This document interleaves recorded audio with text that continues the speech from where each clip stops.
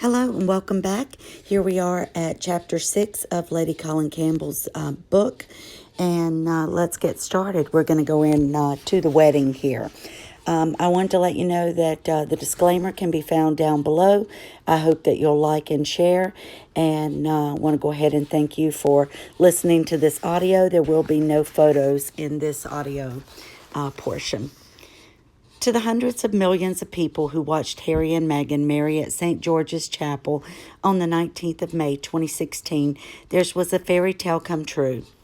The bride looked so beautiful, so demure, so modest, so radiant, while the groom seemed so happy, so handsome, and so proud. Meghan had now become the embodiment of hope and accomplishment for people all over the world, a beacon of light for the billions who could thereafter look at her and think, if she could achieve this, maybe my children can scale to great heights, even if I can't. Harry and Meghan's response was indicative of their attitudes. While she nodded graciously, completely in tune with the sentiment, she said, "Oh, thank you," before stating that her critics don't make it easy. She had missed the point entirely, and which she had now had a sacred duty to live up to, and no matter how difficult it was, she would be dashing the hopes of dreams of people everywhere if she should fail. It was therefore beside the point whether her critics made it easy or not. Indeed, the mere fact that they did not was all the more reason to ensure that she had succeeded in the role that she now embodied. Meghan constantly needs praise. Of course, it is not easy to live up to the expectations of others. Being royal is in so many ways a thankless task. Rather than being a secular nun, albeit one is called upon to be a style icon. The personal rewards are there, but not in the emotional way that Meghan was used to, either as a volunteer, serving up soup in the kitchens, or the applause that she would receive from a performance in front of the camera or an audience at the UN. There is very little self-sacrificial aspect, which is never entirely offset by the superficial glamour surrounding the high-profile aspects of royal life. Meghan was something of an expert on Diana, Princess of Wales. She would therefore have been familiar with Diana's complaint to Princess Grace of Monaco on the occasion of her first official engagement with Prince Charles at the Royal Opera House, Covent Garden. Meghan had conflicting attitudes to the pros and cons of being royal. Had she had more open and less personal approach toward her new role of Royal Duchess, had she focused less on the sensations it generated within her and accepted the rough with the smooth in a more comprehensive manner, then she would have been entirely in tune with what Pharrell Williams was saying. She would have realized that when the going gets tough, the tough get going. Toward success, not toward complaints or self-pity. One way or the other, you were obliged to pay for your privileges, and through the downside was disagreeable, the upside should have been well worth the effort, especially if she hoped to undertake the massive humanitarian role that she and Harry indicated that they intended for themselves. Meghan's adjustment to her royal role would have been more successful if someone close to her had pointed out that she had been perfectly happy to pay the price for being a cast member of Suits, and now that she had an even bigger role with greater potential and more rewards, she should be focusing on the positives rather than wallowing in the negatives and jeopardizing her chances of success as a result of this new attitude. Meghan, barely married, already bemoaning her lot and wanting to be taken for a hardship case, while also demanding that everyone do everything her way. Success as Royal Duchess was only possible if she remained a team player, if she understood that the game had changed and that she had a new role and a part to play, but that there were still boundaries, and in this bigger, much expanded role, the approbation she yearned for, she would receive only if she understood that it would take an entirely new form from what she was used to. She couldn't expect emotional gratification the way she had got from the crew or cast of the show, or even from an occasional reviewer. However, if she gave herself the chance, with time, she would become to appreciate that there was feedback and it was just simply more subtle. But the rewards nevertheless existed, and they were profound. There was also the issue of discipline and control, and here the balance was radically different from what she had been used to.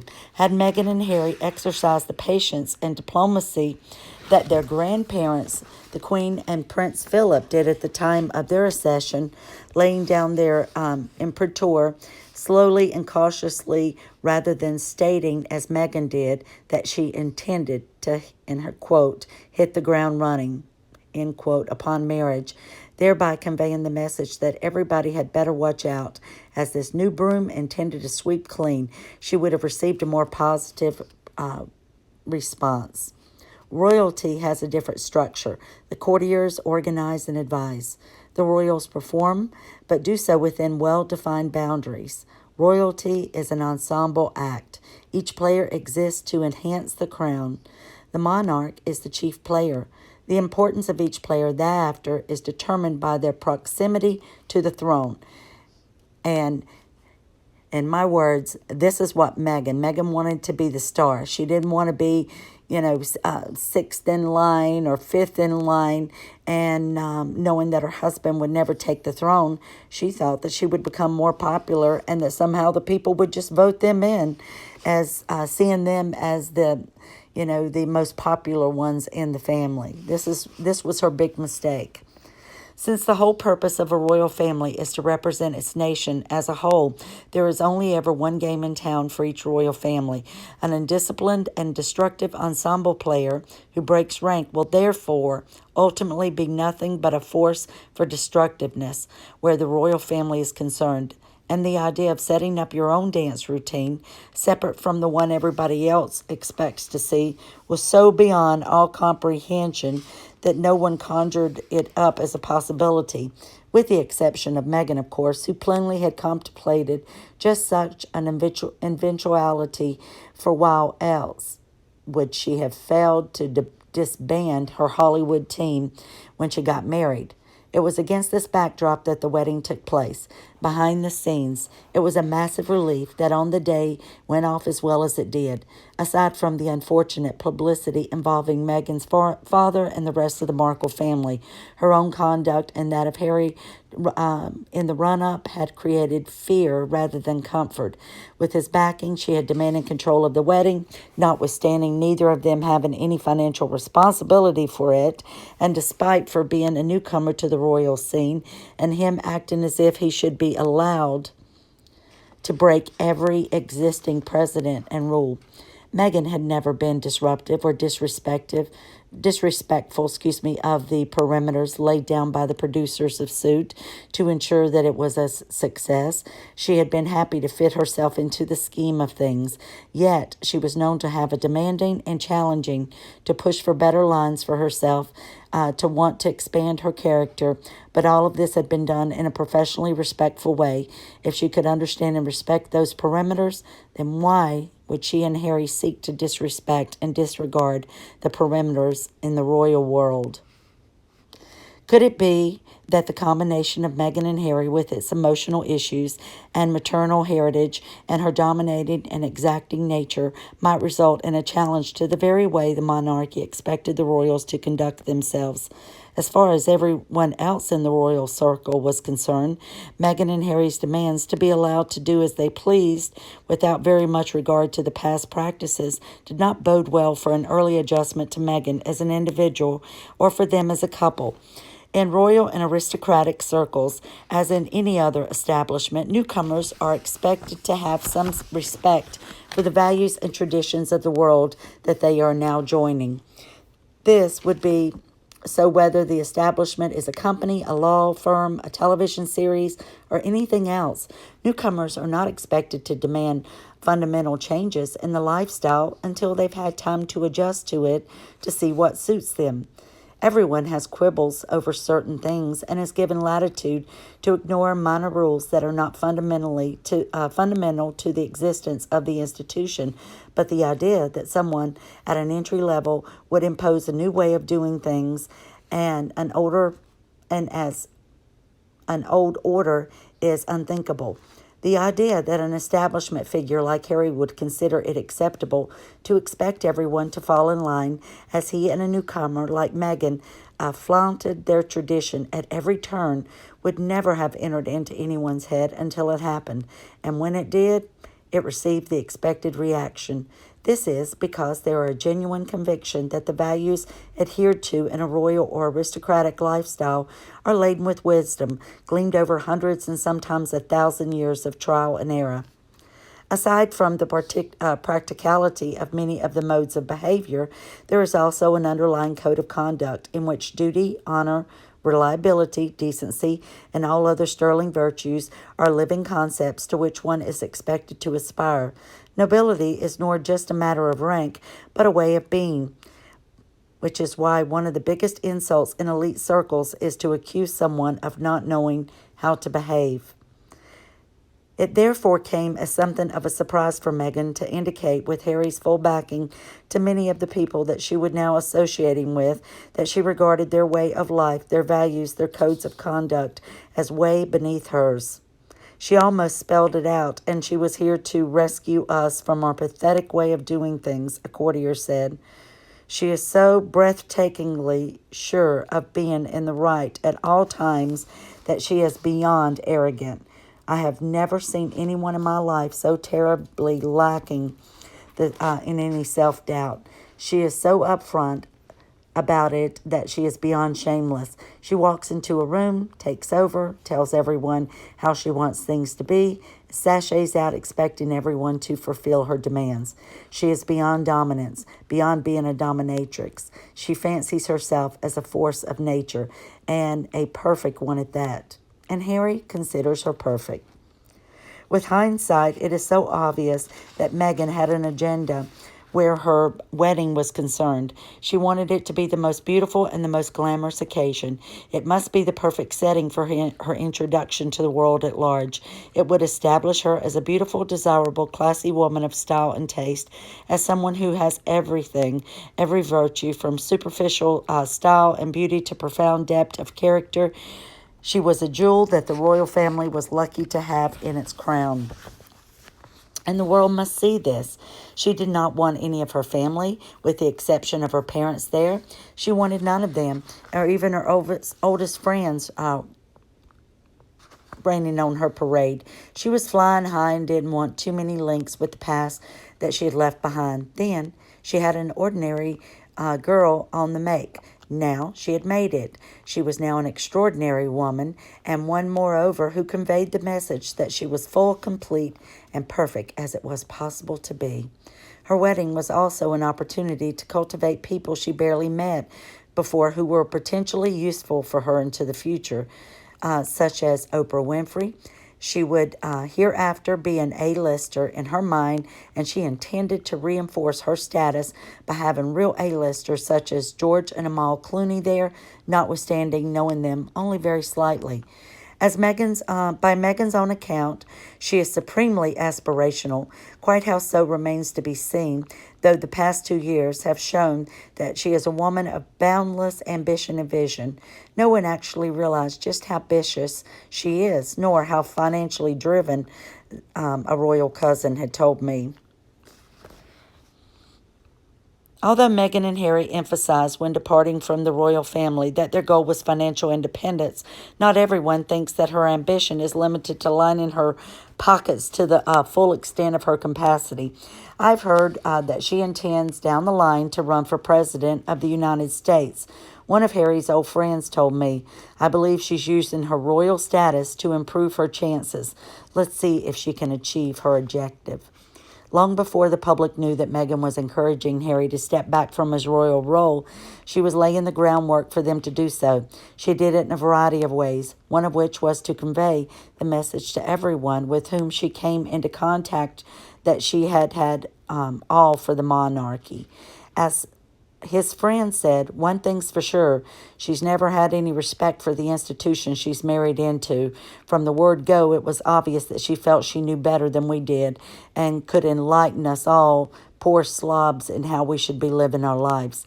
While Meghan supporters will consider it admirable that she could be rock solid in her beliefs and attitudes, that she remained unmoved and unimpressed by her inclusion into the world's most eminent family. Those who crossed paths with her were astonished by what they took for disrespect for themselves. Her conduct in the run-up to their marriage was an illustration. Harry would be wise to inform her in the fact instead of acting as if everyone else was ignorant by the two of them. A good starting point, in their view, would have been the couple understanding how limited her knowledge of the world was. Instead, she was so supremely self-confident that she gave the impression of being a disdainful know-it-all. And where the wedding was concerned, she knew exactly what she wanted, and they both intended that she get it. Harry and Meghan were throwing their weight around in the most extraordinary fashion, a royal said. Their conduct did not bode well for the future. All right, it's our wedding and we want it done our way, Meghan had said. Harry had little or no input beyond repeating the mantra, what Meghan wants, Meghan gets. No one was deceived into thinking that her use of the plural first-person pronoun meant anything but the singular. The invitation list was the first of many traditions that were gestioned at Meghan's command with Harry's full backing. Hundreds of people associated with charities were invited, which ratified their credentials as humanitarians who think in terms of charity. They also weighted the list heavily in favor of every celebrity that she had ever crossed paths with and was still speaking to. Some she had barely met, others only 2 or 3 times, but she and Harry asked them all, and they all came, adding glamour to the occasion while embarking on what Andrew Morton observed was a clever career move, for once they had been asked, they were thereafter in the couple's debt. Marrying into the British royal family was not an everyday occurrence. It was a once-in-a-lifetime occasion. For Meghan's family, it was more than that. It was a source of great pride that had turned into worldwide humiliation. Prince Philip especially understood how painful it is when relations are not asked. His 3 sisters had been excluded from his own wedding because their husbands had been German officers during the war, which had ended only 2 years before his wedding. This had caused him pain. As far as they were concerned, she had a new family, one which was now gravitating towards. This was not the royals, whom by the time they were already resiling away from, despite Harry's comment over the radio that she had bonded so well with his relations that they were substitutes for the family that she never had.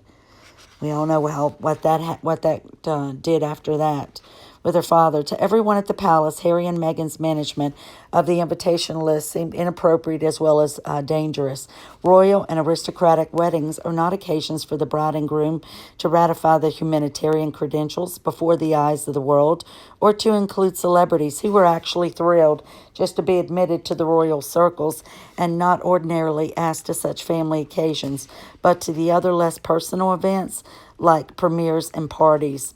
Weddings are meant to be celebrations of union, with all branches of the bride's and groom's family being asked, as well as close and long-standing friends. By excluding her family, Meghan and Harry had not only harmed them, but themselves as well. Meghan herself especially, for the conclusion most people would draw would be that Meghan, more than Harry, bore primary responsibility for the exclusion. There was another dimension to Meghan and Harry's approach, which also seemed destructive, to justify the exclusion of Meghan's relations. They had also neglected to invite what one royal, who expected to be asked and was not, called the wider cousinage.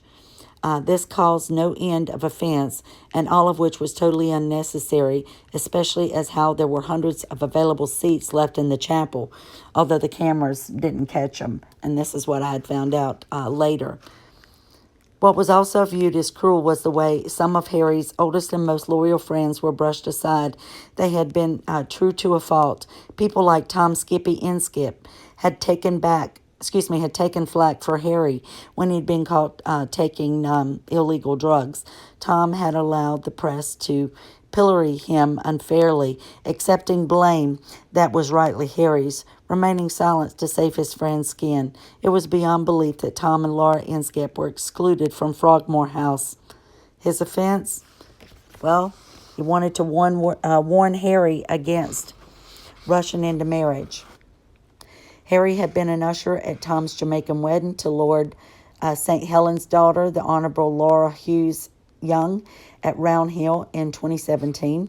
They had been such good friends that he and Laura made the ultimate sacrifice to satisfy Meghan's desire for privacy by preventing their guests, now this is their wedding guests, from using their mobile phones throughout their marriage celebrations. This had not gone down well with many of the guests, but best friends are happy to accommodate other best friends, even to the inconvenience of lesser friends. Yet, once Meghan knew that Skippy had been less than enthusiastic about her coexistence, he was then given the deep freeze treatment and excluded along with his wife from the Holy of Holies, giving out the message to everyone, including the world's press, which picked up on the humiliation that the Inskips had now been demoted from first to second class. All the score settling Meghan's and now Harry are involved in is just pathetic, a royal cousin said. Totally uncalled for and so much the opposite of life-enhancing. The Inskips, however, would get their own back. Normally, royals invited to be godparents of their friends' children. Failure to issue such an invitation can be interpreted as a snub. With Laura about to have a baby, their friends wanted to know if they'd be inviting Harry to be a godfather. They said they would be doing no such thing and said it so often that the slight ended up in the Mail on Sunday's gossip column. Royal weddings are memorable occasions not only for those who watch them on television, but those who attend them and those who do not. There were so many surprising omissions at both St. George's Chapel and Frogmore House that several people asked the question, what's going on? Had Harry and Meghan abided by royal and aristocratic tradition? All of the revelations whom custom decree should have been invited would have been. Very few invitees would have been declined, so the chapel would have had a plethora of obscure royals and 50 or so attendees from Meghan's past. These would have included people like their paternal uncle Mike Markle and her maternal uncle Joseph Johnson and wife Pamela.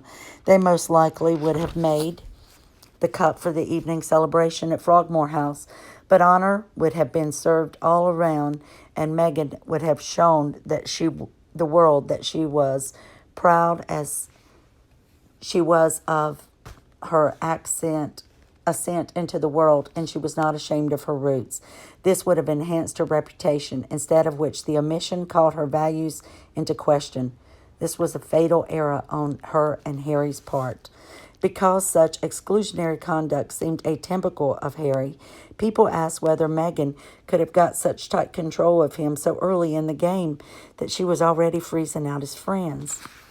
The answer was not long in the coming. 3 days after the wedding, Harry and Meghan attended the garden party at Buckingham Palace, celebrating Prince Charles' 70th birthday in the presence of representatives of many charities and associates. Meghan looked beautiful as she and Harry stepped out onto the lawn. They plunged in, glad handling those who had been selected for introductions. She charmed everyone. 15 minutes into the event, she turned to Harry and said, "Harry, this is really boring. Let's leave." To his credit, he informed her that they would have to stay. "But Harry," she said, "this is so boring. We've done our bit. Everyone knows we've been here. Let's go." Harry asserted that they had to stay, and they moved on. As mentioned in Chapter 1, I was having dinner with a sign of the aristocracy with impeccable palace connections the following evening. The main subject of conversation was Meghan's desire to bolt once she had taken her bow and boredom had set in at the garden party. Former events stultified her. If she could not be emoting, she had no interest in being present. The individual who had overheard the exchange between her and Harry had been so gobsmacked that he could not keep it to himself. We all agreed that this was a very bad sign. Meghan had patently believed that it was enough for her to doll herself up, radiate delight and glamour as she posed for the cameras, then depart after 15 minutes once boredom had set in. In our world, there are no shortcuts. You either fulfill your duties to the full extent of your capacity or you are a failure. Much of the goodwill that is generated does not take place in front of the camera, but off it. When you're interacting with people, you have come great distances to meet you, sometimes at considerable expense and with great inconvenience. The conversation concluded with the information that the recently created Duke of Sussex had gained himself a new nickname at the palace. He was now known as, and I can't say it, what Meghan was allegedly said to do to a male anatomy part, what she does to Harry. Harry, because people there were convinced that his brains had been addled through mind-blowingly good sex, that he would be touching if it wasn't so dangerous, a royal cousin told me. His eyes follow her around the room as if he's a devoted puppy, and she's the most marvelous master that ever existed. Yet Harry had stood up to Meghan when she wanted to shun what he knew to be their duty, though she hadn't understood the importance of it. That in itself was a promising sign. It meant that where his duty was concerned, he might fulfill it, and moreover might encourage her to do so and be likewise. Little did any of us know, but in less than 2 years, Meghan and Harry would chuck the royal way of life, stating that they wished to make themselves financially independent. Since Harry had never given any indication of being financially driven prior for meeting Meghan, it seemed safe to conclude that now she was the driving force behind that decision, and that Gina Nelthorpe Crown had been right all along. Maybe, just maybe, Meghan really had been truthful when she had said in the first blog that she wasn't interested in fame for its own sake. Maybe her true purpose was a combination of activity and the rewards that go along with success. She had indicated that she loved the perks of celebrity, the primping, the priming, the promoting, titillating, and money. It wasn't the money alone that counted, but financial reassurance was an integral part of her reckoning. And since royalty is compensated for its activities by respect rather than being rewarded financially for them, the business of royalty, of duty, done without financial profitability, wasn't for her. That's the end of chapter 6. Thank you for listening, and I'll be uploading chapter 7 shortly. Please leave me a comment in the comment section. I have it turned on, but I think something must be going on because I haven't seen any comments recently. So if you could just let me know if you're enjoying the excerpts from the book. Just any questions that you might have, I would really appreciate it. Thank you so much, and I'll see you in the next video.